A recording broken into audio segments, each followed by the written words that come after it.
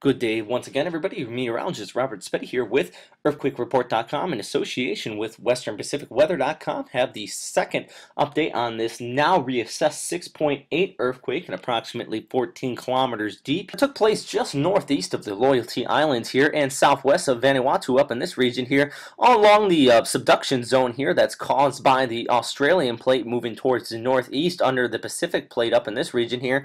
This tension between these two plates do cause commonly often earthquakes out here in this region. Actually look at the historical map here. All these quakes here shown on this map are all 7.0 or greater here, with an abundance all along the subduction zone here. And actually back on January 13th, 2011, so relatively recently, there was a 7.0 earthquake in the same region here. And with this earthquake, much of the same forces took place here, and only light to moderate shaking was felt on the nearby islands, with no reports of any injuries or damage coming out of this. So kind of good news. So here EarthquakeReport.com expecting much of the same results with this 6.8 magnitude earthquake. And also here showing just another graphic of all the earthquakes that have taken place since 1900. All of the earthquakes 5.0 or bigger that have taken place along the subduction boundary here. And just also noting just an abundance out here and not really too uncommon to see quakes in this region. But I guess one of the main concerns coming out of this is the potential for any localized tsunamis out here.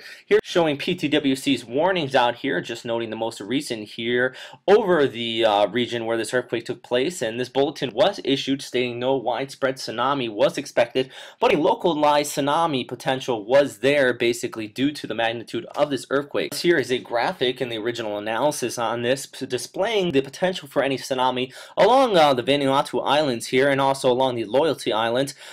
New Caledonia, I mentioned in the previous update, could have seen a tsunami based on the time chart, but basically this earthquake was not strong enough to generate a wave out that far.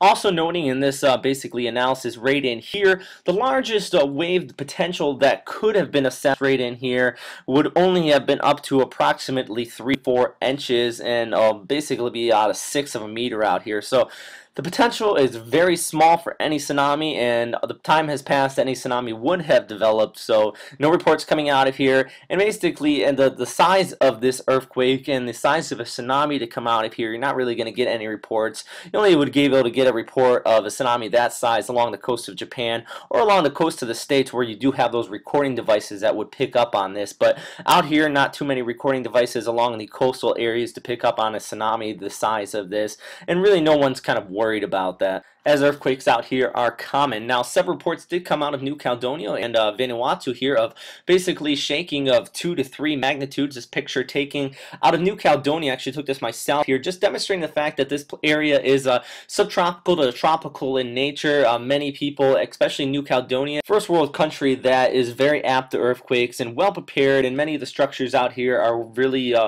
good at standing up to any earthquakes, especially the magnitude 2, 3 felt out in this region. So not expecting any damage or any injuries coming out of this area. But lastly, I do want to note for people that are traveling through the area and not really used to earthquakes, the potential for aftershocks in this region is very high, especially due to the fact that this was a relatively strong earthquake, a 6.8 magnitude.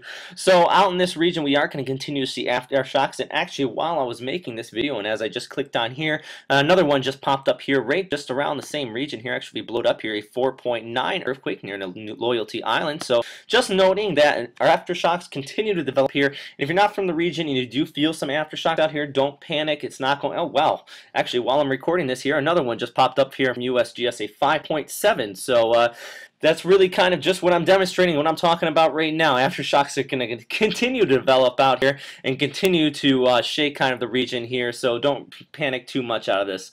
Well, I'm actually relatively surprised while I was making this that just popped up there. But for continued updates on this earthquake and any other earthquake around the world here, please go to EarthquakeReport.com. That's EarthquakeTechReport.com. If you're watching this on YouTube, the link is below. And also, if you're watching this here at EarthquakeReport.com, please report that into the site here if you have any reports of any damage or injuries, or if you have any reports of how you felt the earthquake out here as well. But thanks again for watching, everybody, and thanks for listening, and I hope you have a great day. Bye.